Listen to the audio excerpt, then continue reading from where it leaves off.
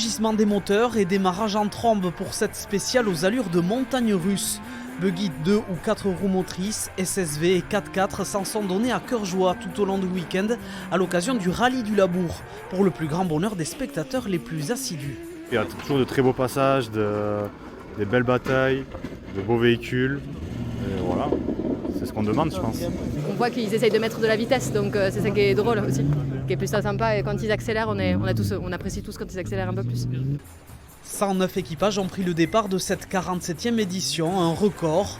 Au programme, une centaine de kilomètres chronométrés dans les environs de Saint-Pé-sur-Nivelle et des passages qui peuvent s'avérer traîtres. En termes de difficulté, vous êtes justement au cœur de la difficulté du rallye parce que c'est cette descente qui est le plus difficile et globalement ce parcours qui est entre Sarre et Saint-Pé et qui est très caillouteux. Et donc les concurrents peuvent crever ou avoir des mésaventures. Donc c'est un peu le juge de paix du rallye qu'il faut passer dans de bonnes conditions pour pouvoir continuer la suite du rallye.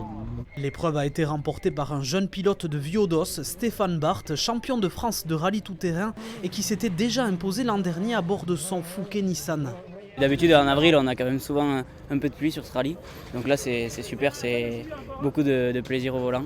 Sur un rallye montagneux comme ça avec des portions rapides, c'est super quand il fait beau. Prochaine manche du championnat de France de rallye tout-terrain dans les terres du Gâtinais à la fin du mois.